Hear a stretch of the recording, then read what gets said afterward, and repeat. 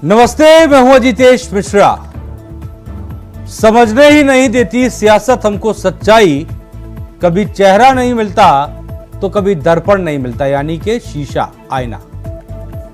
और ऐसा ही वाकया हम आपको इसलिए बता रहे हैं क्योंकि सियासत हमें समझ में नहीं आ रही है एक लेटर के जरिए। हालांकि आपको ये लेटर साफ साफ समझ में नहीं आएगा क्योंकि हमें भी नहीं आ रहा है। और इस लेटर में बस आपको मैं बता देता हूं, आप जब सर्च करेंगे इंटरनेट पर तो आपको ये लेटर मिलेगा जिसमें राजा भैया की फोटो है। ऊपर जो लिखा हुआ है वो लिखा है जनसत्ता दल लोकतांत्रिक मिर्जापुर। नीचे हस्ताक्षर हैं संजय मिश्रा, जो कि अब जिला अध्यक्ष हैं मिर्जापुर के इस पार्टी के। अब इस लेटर के वायरल होने के बाद एक अलग कहानी जो है वो सियासत में तैर रही है। और वो कहानी ये है कि दरअसल एक मुलाकात होती है राजा भैया की संजीव बालियान और विनोद सोनकर। विनोद सोनकर पैर छूते हैं, आशीर्वाद लेते हैं राजा भैया से। थोड़ी देर बाद घटनाक्रम घटता है। राजा भैया अपने समर्थकों से कहते हैं कि जिसको वोट देना हो दीजिएगा, बाकी हम समझ लेंगे। यहां तक की कहानी आपको समझ में आ गई। लेकिन इसके बाद जो एक लंबी दोस्ती चली आ रही थी उसमें दरार तब आ गई जब अनुप्रिया पटेल ने राजा भैया के खिलाफ एक बयान दे दिया। डायरेक्ट नहीं, इनडायरेक्ट। और राजा भैया तो राजा भैया ठहरे, कहां चूकने वाले, पलटवार कर दिया। और अब वो दोस्ती जो है उसमें एक दीवार बन गई है और दीवार में दरार भी नहीं आ रही है क्योंकि वो दीवार बहुत मजबूत बन गई है। तो यही तो राजनीति है, एक बयान और सब खत्म। हालांकि हम समझने की कोशिश करेंगे कि वाकई में सच्चाई क्या है। जिस लेटर की हम बात कर रहे हैं उस लेटर की भी सच्चाई क्या है ये भी समझने की कोशिश करेंगे। खास चर्चा शुरू करते हैं। स्पेशल मेहमान हमारे साथ जुड़ गए। हमारे साथ डॉक्टर प्रियंका मौर्य हैं, प्रवक्ता हैं भारतीय जनता पार्टी के। आपका बहुत बहुत स्वागत है। हमारे साथ डॉक्टर एच.एन. उपाध्याय हैं, प्रवक्ता हैं कांग्रेस के। आपका भी बहुत बहुत स्वागत है। और हमारे साथ ब्रजेश सिंह रजावत हैं, प्रदेश महासचिव हैं जेडीएल यानी कि जनसत्ता दल लोकतांत्रिक के। और दारा सिंह हमारे साथ हैं, समाजवादी पार्टी के नेता। आपका बहुत बहुत स्वागत है दारा सिंह जी।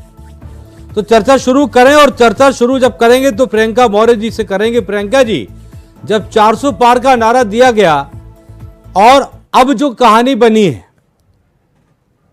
उस पर सिर्फ एक शायरी है, कुछ लाइन कही जाती हैं कि इस बार हूं दुश्मन की रसाई से बहुत दूर।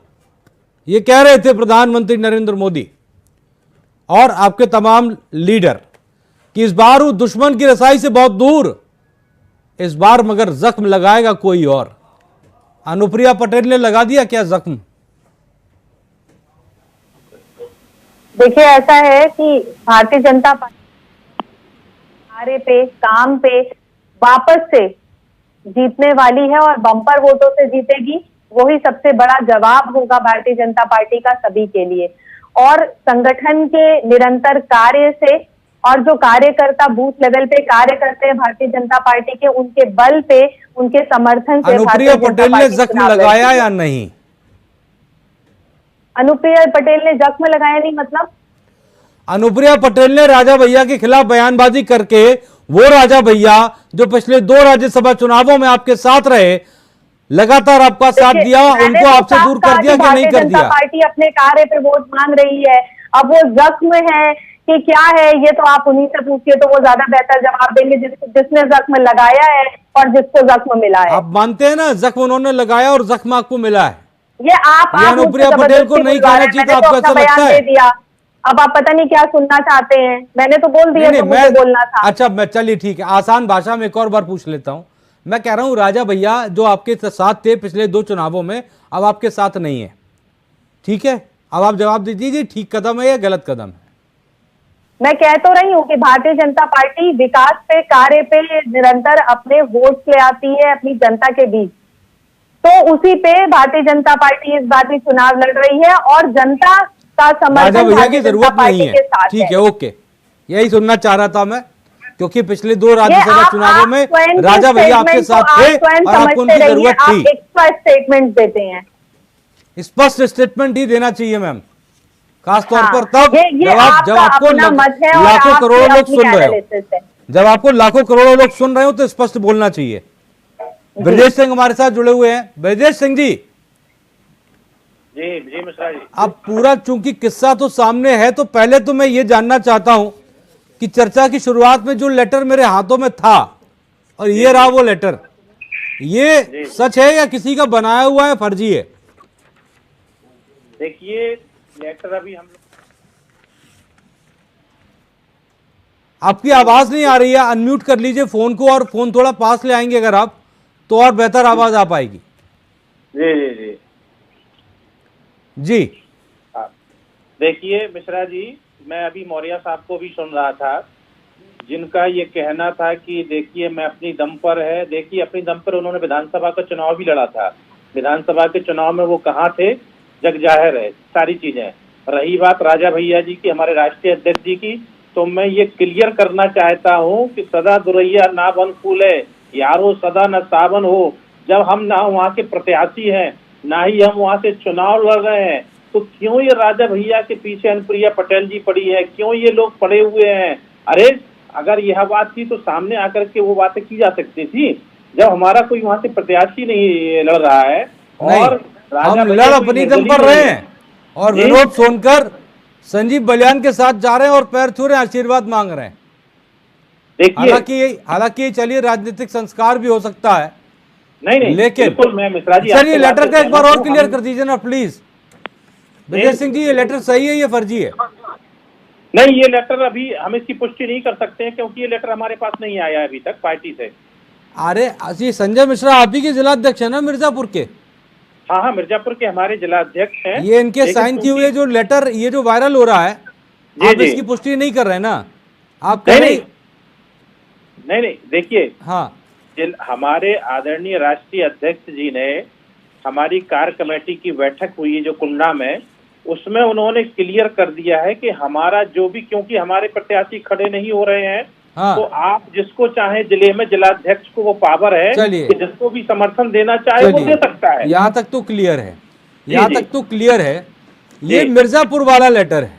जी। अब मैं एक चीज जानना चाहता हूँ कि मिर्जापुर के बाद अगर कोई अगला जो आपका जिला है वहां से कोई यही लेटर भारतीय जनता पार्टी के पास लेकर चला जाए, एक लेकर चला जाए कांग्रेस के पास, चूंकि वो तो समाजवादी पार्टी के साथी हैं, एक चला जाए बीएसपी के पास, कोई परवाह नहीं है? मतलब आजाद कर दिया आपने सबको, अपनी पूरी पार्टी को, कि आपको जो मर्जी वो करिए। नहीं देखिए मिश्रा जी, आप इसको बात को घुमा रहे हैं दूसरे ढंग से। हाँ। जिला अध्यक्ष अगर एक दल को लेटर दे रहा है तो वो एक ही दल को लेटर देगा। नहीं एक जिले का दे रहा है ना सर, जिले में एक दूसरा जिला वाला जो है वो किसी और को दे सकता है ना? नहीं, आप ही ने तो आजाद कर दिया है। बिल्कुल जिला अध्यक्ष को वहाँ के जिले का पावर है कि वो किस दल के साथ जाना चाहता है, क्योंकि हमारा वहाँ पर प्रत्याशी नहीं खड़ा है। हाँ, इसीलिए। बहुत बढ़िया, ये भी राजनीति में पहली बार है, अच्छी बात है। अरे देखिए अभी आप राजनीति में क्या क्या होता है, वही ये पहली बार है ये राजनीति में, और बहुत अच्छी बात है कि एक पार्टी का राष्ट्रीय अध्यक्ष अपने तमाम जो जिला अध्यक्ष हैं उनको कह रहा है कि आप अपने हिसाब से कर लीजिए, और वो अपने हिसाब से लेटर भी जारी करके कह रहे हैं हम समाजवादी पार्टी को, हम बहुजन समाज पार्टी को, हम कांग्रेस को, हम समाजवादी पार्टी को, हम बीजेपी को। अच्छी बात है, आजादी भी इस तरह की पार्टी में होनी चाहिए। दारा सिंह जी बड़े खुश होंगे आप तो, और खुश इसलिए होंगे कि जो 2 राज्यसभा चुनाव निकल गए, एक जिनमें मायावती आपके साथ थी, तब राजा भैया आपके साथ डिनर करके अगले दिन वोट जो है वो बीजेपी को करवा दिया था। दूसरा हुआ उसमें भी उनके साथ चले गए, लेकिन जो असली फाइनल मैच जब आया तो वो खड़े हो गए यहाँ के, और ये लेटर गवाह है संजय मिश्रा जी का मिर्जापुर में। जी मिश्रा जी, सबसे पहले आपको और आपके चैनल के सहयोगियों को और सभी पैनल पर बैठे हुए सभी को नमस्कार। देखिए, ये लोकतंत्र संविधान को बचाने का जो चुनाव चल रहा है, आप देख लीजिए कि इसमें जो बयानबाजी है, जो लेटरबाजी है, इसमें देख लीजिए कि लोग इंडिया गठबंधन की तरफ आ रहे हैं, क्योंकि ये 4 जून को परिवर्तन होने जा रहा है। और भारतीय जनता पार्टी के पास कोई मूल मुद्दा या कोई उद्देश्य नहीं बचा। मुझे लगता है कि आज जिस चर्चे पे हम डिबेट करने बैठे हैं इस लेटर को लेकर, आज मैं इंतजार कर रहा था पिछले कुछ महीनों से कि मणिपुर पर भी डिबेट होगी। मैं इंतजार कर रहा था कि जो पेपर लीक हुए उस पर भी डिबेट होगी। मैं इंतजार कर रहा था कि जो 69,000 शिक्षक बैठे थे उन पर डिबेट होगी। मगर हमारे देश का ये भारतीय जनता पार्टी ने इतना दुर्भाग्य कर दिया है कि आज मीडिया में संदेश खाली कहना भूल गए आप। जी संदेश खाली कहना भूल गए कि आप चाहते हैं कि उस पर भी डिबेट होती, भूल गए आप। मैं आपको याद दिला देता हूँ। हाँ, अब बोलिए। नहीं मिश्रा जी आते हैं, परेशान मत करिए। आज का जो हमारा चुनाव चल रहा है, हम लोग चल रहे हैं विकास को लेकर, संविधान को, और आप देख लीजिए कि पिछले कई वर्षों से कहीं न कहीं आप लोगों से भी आजादी छीनी गई। सत्य दिखा नहीं सकते हैं, सत्य बोल नहीं सकते हैं। अगर ज्यादा करेंगे तो नोटिस भेज दी जाएगी या नौकरी से निकाल दिए जाएंगे। तो भारतीय जनता पार्टी ने वो माहौल पैदा कर दिया था इस देश के अंदर कि लोग बोल नहीं सकते थे, अत्याचार देख रहे थे मगर बोल नहीं पा रहे थे। मगर ये जो चुनाव जब से आचार संहिता लगी है, देख रहे हो लोग खुल कर आ रहे हैं, इंडिया गठबंधन में। सर मुद्दे पे आइए ना प्लीज जी। आप तो मुद्दे की बात करने वाले दारा सिंह जी, आप तो अक्सर आप कहाँ बहस को ले गए। मैं पूछ रहा हूँ खुश हो गए ना आप? बता दीजिए। मैंने पूछा था आप खुश हैं? अगर राजा भैया साथ आ गए आपके, अखिलेश यादव तो कुंडा में कुंडी लगा रहे थे। मिश्रा जी, अगर यही लेटर अगर भारतीय जनता पार्टी के पास जाता तो क्या डिबेट होती? क्यों नहीं होती? नहीं होती। क्यों नहीं होती सर? कैसी बात कर दी आपने। राज्यसभा चुनाव में जब मायावती ने यह कहा कि अखिलेश यादव में राजनीतिक समझ नहीं है, राजा भैया को अपने साथ रखे थे और देखो बीजेपी को वोट कर दिया, हमने बहस नहीं की। अभी पिछला राज्यसभा चुनाव अभी वाला जो निकला उस पर हमने बहस नहीं की। कैसी बातें कर रहे हैं आप तो दारा सिंह जी एक तरह से आप तो घर के हमारे, अक्सर आप डिबेट में बैठते हैं हमारे साथ। नहीं बैठते हैं तो हम फिर आप ये बात कैसे कह सकते हैं? नहीं, मैं ये बताया कि आप सत्य को दिखाने का जहां भी करेंगे प्रयास, आपको ही नोटिस भेजी जाएगी, नौकरी से आपको निकाला जाएगा। सर देखिए ये सब चीजें देखिए, इस देश के सभी पत्रकारों को सब कुछ पता है, सब कुछ खुला है और खुली किताब है। बस हम चाहते हैं कि हम अपना काम करते रहें और आप अपना भी करते रहें। देखिए अब मैं आगे बढ़ता हूं आज, क्योंकि आपने सवाल का जवाब नहीं दिया सर और समय की बेहद कमी है।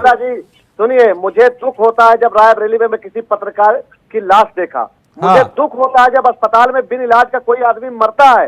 मुझे दुख होता है जब नौजवान को नौकरी नहीं मिलती, वो फांसी लगा लेता है। मुझे दुख होता है जब किसी आदमी को काम कराने जाना पड़ता है, उसको रिश्वत देना पड़ता है। मुझे दुख होता है कि हमारा जो संविधान लोकतंत्र, जहाँ पर एक विपक्ष के आदमी को बोलने का अधिकार होता है, वहां से सांसदों को निकाल कर बाहर कर दिया जाता है। तो आपको बोलना चाहिए ना सर, आपको उन सब चीजों को लेकर। देखिए सर, राजनीति मेरी आपसे कोई दुश्मनी थोड़ी ना है।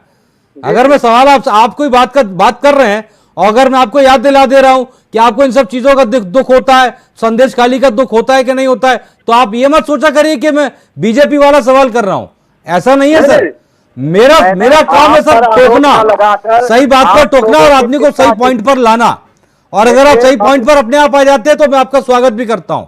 Doctor H.N.. उपाध्याय हमारे साथ जुड़े हैं, कांग्रेस के प्रवक्ता हैं। हालांकि चूंकि इस पूरे एक चीज और मेरे मन में सवाल थी उपाध्याय जी, ये जो प्रतापगढ़ और कुंडा, ये कौशाम्बी वगैरह बात हो रही है, वाकई में एक समय था और आपको पता होगा कि कांग्रेस का गढ़ इसे कहा जाता था।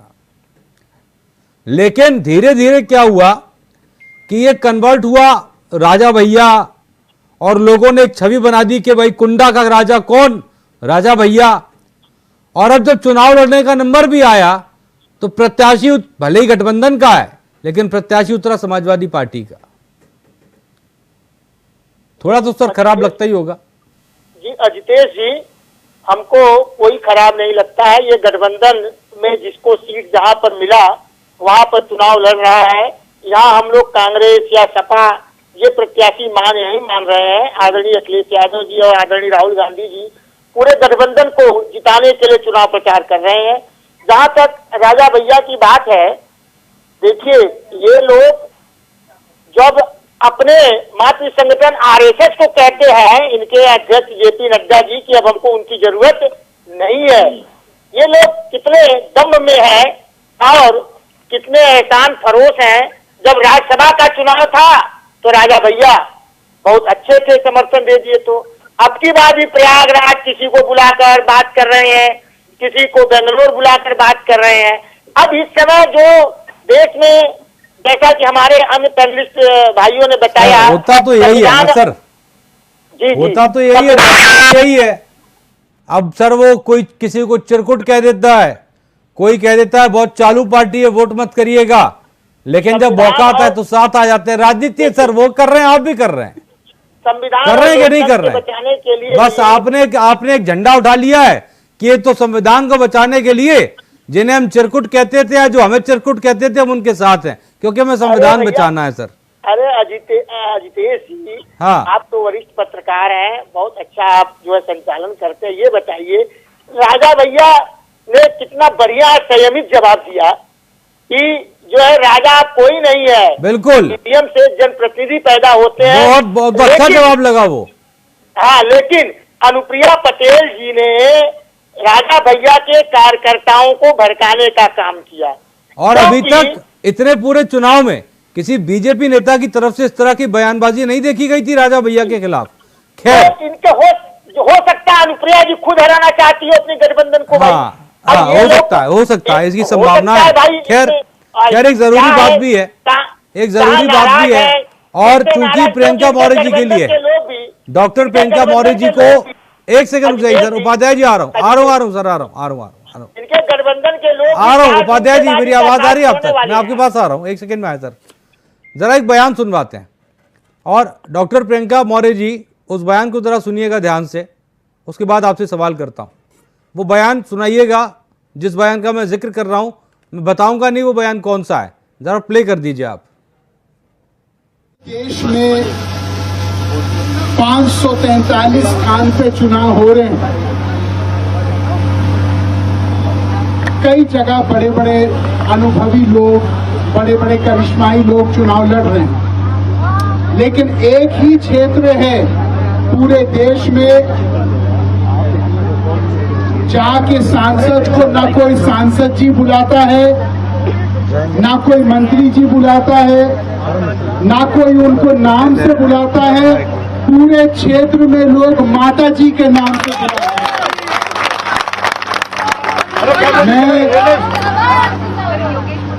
माँ जो होती है वो परमात्मा के बराबर एक शक्ति होती है, क्योंकि जब पूरे दुनिया साथ दे या ना दे, माँ कभी साथ नहीं छोड़ती। और आज मैं केवल अपने माँ के लिए समर्थन जुटाने के लिए नहीं आया हूँ, मैं सुल्तानपुर की माँ के लिए समर्थन जिंदाबाद। माँ की जो परिभाषा होती है वो होती है वो शक्ति जो सबकी रक्षा करे, जो भेदभाव ना करे, जो काम आए मुश्किल में। और ये बयान था वरुण गांधी का, जो कि पीलीभीत से सांसद हुआ करते थे, मतलब अभी सांसद हैं फिलहाल, लेकिन अब चुनाव नहीं लड़ रहे हैं। प्रियंका मौर्य जी के पास वापस आना चाहता हूं। प्रियंका मौर्य जी, आप पहचानती होंगी इनको, ये वरुण गांधी हैं, आपकी पार्टी के नेता है और सुल्तानपुर में प्रचार करने पहुंचे। प्रियंका मौर्य जी, मैं ये जानना चाहता हूं, ये भारतीय जनता पार्टी के ही नेता हैं या अलग हो गए हैं, या फिलहाल कुछ अपडेशन है इनको लेकर? मैं तो आपसे सवाल करना चाहती हूँ कि आपके पास कोई अपडेशन है क्या कि ये अलग हो गए हैं? मेरे पास तो नहीं है। हाँ, मेरे पास एक अपडेशन है मैम। हाँ, तो आप अपने स्तर से दीजिए, क्योंकि हमारे स्तर से तो ऐसा कोई अपडेशन मेरे नहीं पास है। अपडेशन मैम ये है, और अपडेशन के साथ सवाल भी मैम ये है कि ये जो वरुण गांधी हैं ये प्रचार करने पहुंचे सुल्तानपुर, और चूंकि भारतीय जनता पार्टी के नेता हैं और अच्छे खासे नेता हैं और पीलीभीत से सांसद हैं, मैं मैम जानना चाह रहा हूं वरुण गांधी और कौन कौन सी सीटों पर प्रचार करने के लिए गए हैं? क्या आपको जानकारी है इस बात की? क्योंकि आप नेता हैं, प्रवक्ता हैं बीजेपी की। वरुण गांधी और कहाँ गए प्रचार करने? और पार्टी पे गए हैं वो चुनाव का प्रचार करने के लिए, इसकी जानकारी मुझे नहीं है, क्योंकि भारतीय जनता पार्टी के जो नेता है, कार्यकर्ता हैं, वो निरंतर हर जगह पे अपना प्रचार प्रसार के लिए जा रहे हैं। हाँ, वरुण गांधी सुल्तानपुर के अलावा कहीं प्रचार करने नहीं गए क्योंकि उनको भेजा नहीं गया। नहीं, ऐसा नहीं होता है। देखिए, भारतीय जनता पार्टी में जिस तरीके से लोग निरंतर कार्य करते हैं जनता के लिए, तो ये जरूरी नहीं है कि किसी को भेजा जाए, ले आया जाए। योगी आदित्यनाथ तो अपने आप उड़ीसा चले जाते हैं कि उनका बने चलो उड़ीसा चलते हैं प्रचार करने। योगी आदित्यनाथ जी से कैसे कंपेयर कर सकते हैं इस पूरी सिचुएशन को, ये बताइए पहले। अरे कोई भी आपका नेता, आप तो कहते हैं आपकी पार्टी में सब बराबर के लोग हैं। हाँ, तो नहीं, देखिए, आप तो बात कहते हैं ना सब बराबर के लोग हैं आपकी पार्टी के अंदर। ठीक है, अब मैं एक बात ये चलिए उनको हटा देता हूँ, चलिए नहीं गए तो इसमें आपको क्या परेशानी है ये बताइए। नहीं, मेरी परेशानी मैम ये मेरी परेशानी सिर्फ इतनी है कि जो आपके नेता है ये सुल्तानपुर अकेले प्रचार करने जाते हैं, ये बाकी जगह प्रचार करने इनकी जरूरत नहीं है क्या आप लोगों को? ऐसा बिल्कुल भी नहीं है कि जरूरत नहीं है, लेकिन ये क्यों नहीं गए हैं आप पर्टिकुलरली उन्हीं से पूछ लीजिए तो ज्यादा बेहतर होगा। नहीं, भेजते आप ही लोग हो ना, जहां तक मेरी राजनीतिक समझ है। आपकी एक सूची जारी होती है, तो देखिए आपकी तरफ से दौरे लगते हैं कि ये जाएगा वहां जाएगा। खैर, पत्रकारिता से परे इतना ज्यादा यूज करते हैं और हर चीज को आप इस तरीके से पूछते हैं। हाँ। आप मुझे एक बात बताइए ना, मैंने बात करनी लग जाती है, आप मुझसे क्या बुलाना चाहते हैं? आप ये करते हैं। Ma'am, I am really sorry. मुझे जितनी जानकारी थी मैंने दे दी उसकी। पत्रकारिता से आगे जब सवाल, पत्रकारिता का अगर प्योर सवाल पूछ लिया जाए तमाम तरीके की तो मिर्ची लगती है, लेकिन कोई बात नहीं। मुझे ये कैसे पता होगा कि सुल्तानपुर के अलावा उनको और कहीं कोई बात भेजा गया? तो मैंने दुखती रख पे हाथ रख दिया मैम। क्या बुलवाना चाहते हैं? ओके मैम, मैंने दुखती रख पे हाथ रख दिया, सॉरी, मैं अरे माफी चाहता हूँ। बिल्कुल ऐसा नहीं है, दुखती रक्त आपके होगी, कोई और बात लोगों को आपने बिठाया, कोई बात उनकी नहीं। दुखती रक्त पे आप हाथ रख रहे हो। खैर देखिए भारतीय जनता मैम, प्रियंका मौर्य जी, बुलंदी देर तक किस शख्स के हिस्से में रहती है? बहुत ऊंची इमारत हर बड़ी खतरे में रहती है। ये राजनीति, ये भी एक शायरी एक तरह की। एक लास्ट कमेंट, एक फाइनल कमेंट, दारा सिंह जी।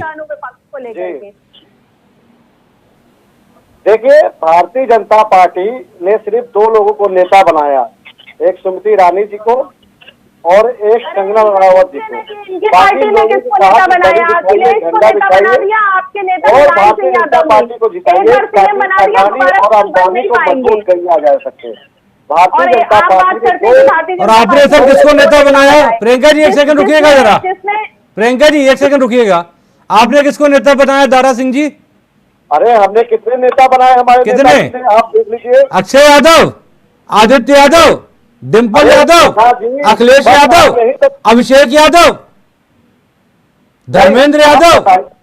आप बताइए कि सिर्फ क्या यादवों को बनाया गया, किसी और को टिकट नहीं बचा? आप टिकट तो सर, टिकट तो आप 80, टिकट तो 17 देकर बाकी पर आप लड़ रहे हैं। लेकिन मैं कह रहा हूं, कहावत क्या कही जाती थी? क्योंकि मैं इटावा से हूं इसलिए आपको बता देता हूं, इटावा से इसलिए बता देता हूं। कहा यह जाता था कि सफेद परिवार में कोई बच्चा जब जन्म लेता है तो वो नेता बनता है। आप उनसे कह रहे हैं, अपने आप को जरा देखिए सर। और आप बता दीजिए कि हमारे, चलिए समय की कमी है, समय की कमी है, माफी चाहूंगा। चर्चा को यहीं पर अभी फिलहाल विराम देना पड़ेगा क्योंकि वक्त की कमी है। लेकिन कोशिश करिएगा कि बहस जब हो, बहस चर्चा हो, बहस ना हो और सीमित शब्दों का सही इस्तेमाल किया जाए। प्रियंका जी, आपने हमें समय दिया, आपका बहुत बहुत शुक्रिया। अरे उपाध्याय जी, माफी के साथ सर कल फिर करेंगे चर्चा, पूरा समय दूंगा सर, समय नहीं है, माफी के साथ सर। बहुत बहुत शुक्रिया दारा सिंह जी, आपका बहुत बहुत शुक्रिया। और ब्रजेश सिंह रजावत, आपका भी बहुत बहुत शुक्रिया हमारे साथ खास चर्चा में जुड़ने के लिए। तो ये सियासत है और सियासत में कहा जाता है कि एक काफिले वालों, तुम इतना भी नहीं समझे, लुटा है तुम्हें रैजन ने रैबर के इशारे पर। सब कुछ कहानी इसी इन 4 लाइनों में छुपी हुई है, समझ जाइएगा। ना सियासत, जब पूरी सियासत की बात हो रही है तो जाहिर सी बात है अपने आप में कई सारी चीजें सबके सामने आनी चाहिए जो चर्चा में लाने की कोशिश की जाती है। न स्याही के दोस्त न सफेदी के दुश्मन, हमें आना दिखाना दिखा देते हैं। नमस्ते।